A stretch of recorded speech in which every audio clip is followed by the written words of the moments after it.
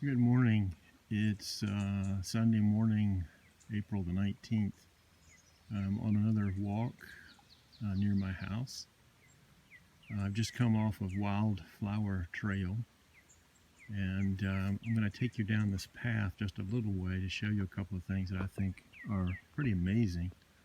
In the distance there, you can see a patch of what are called May apples.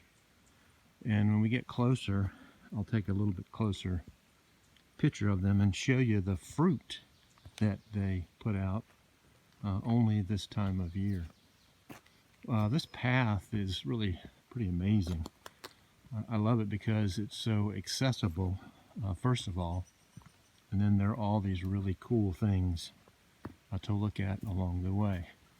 So you can see we're getting closer to this patch of May apples. This is the largest patch that I know of. I've got maybe in my backyard about a dozen or so of these things, but there must be 100 or more than 100 of these things. And they just really look cool. They're like they're like umbrellas, aren't they? Let's see if I can find one of the fruits, what they call the fruits. Yeah, you see that white little bud there? That is one of the fruits of the May apple. And just almost next to it is another of my favorites. There's another trillium. This is that same path where a couple of weeks ago I took you on a little trillium walk. Here's the little stream. Isn't that stream amazing? I guess it's not only the natural environment, but the relaxing sound of the water and just the interesting things that we find when we walk along a stream. I'm going to try not to slide down into the stream here. Here's some more of the May apples.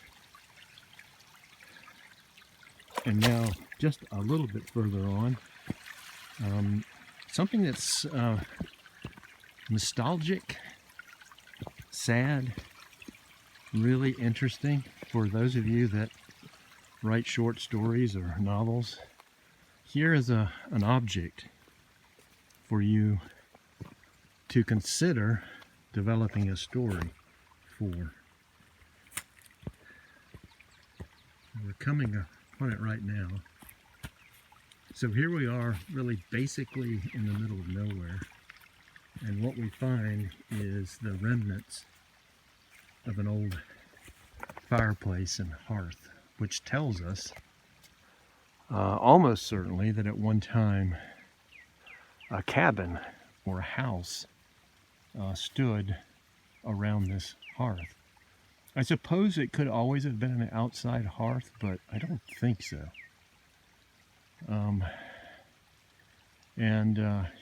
It's a good, from Black Mountain, it would be a good probably hour walk. From my house, it's about a 25-minute walk. I live towards Christmont. So whenever I come up here, I wonder who lived here. What family once inhabited this area? They would have had water from the streams. Food, though, they would have perhaps grown, but this is the middle of a forest. How would you be able to grow much food in this forest? So they would have had to haul in all of their food. Were there just a mother and a father, a husband and a wife, or were there children? What kind of lives did they live here? And maybe, again, if you're going to write a story, how would the lives they led here have impacted their lives later on? Would they have reflected back on this area? Would they have come back in their minds many, many times, like Wordsworth suggests that we do, and our memories come back to the special places? Many of you will remember Tintern Abbey, the poem that in many ways is, I think, most characteristic of Wordsworth as he he comes back to the Wye Valley, to Tintern Abbey after 5 years, and he experiences it in that moment.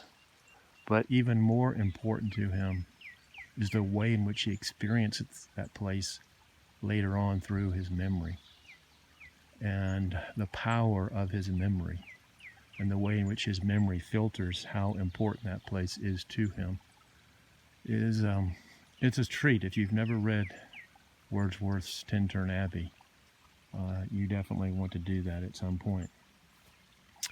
And I'll just go a little bit further here. There are a lot more trilliums out this week than there were last week, or 2 weeks ago when I was here. And I think maybe I'm going to come up to a little patch of them, and I'll get up to that patch and I'll end this video. I don't want to take up too much of your time, but isn't it a cool little path? Years and years and years in the making. You heard the stream, and I'm sure you can hear the birds that are singing as well. Sometimes when I'm up here, I don't hear anything. I mean, I don't hear any birds singing. But today I've noticed. There you go. Here's a nice little patch of puff flowers, I guess. I'm sure that's not the accurate name, but that's what I call them. There's a little purple flower over in that direction you can see, but just look how wide open this field is with these flowers. And now we're coming to some more of the trilliums. Yeah, when I was here 2 weeks ago, they were just starting to come out, but now there are a lot of them that are open. Let me move over here and come up from below, and you can see how many there are. There's a pair. Notice the one on the left has a little tinge of pink. And then coming back over here, here are some more you can see.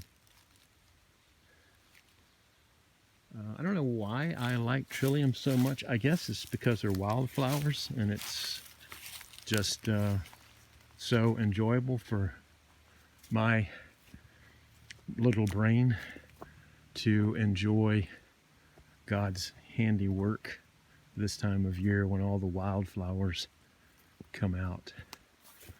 So anyway, I hope you're having a blessed Sunday and enjoying God's creation. On my walk, I was able to listen to my pastor's sermon today because he delivered it online. And what a great combination, walking in nature and listening to the gospel be proclaimed. And I'll finish with these 2 trilliums here. Glory, hallelujah.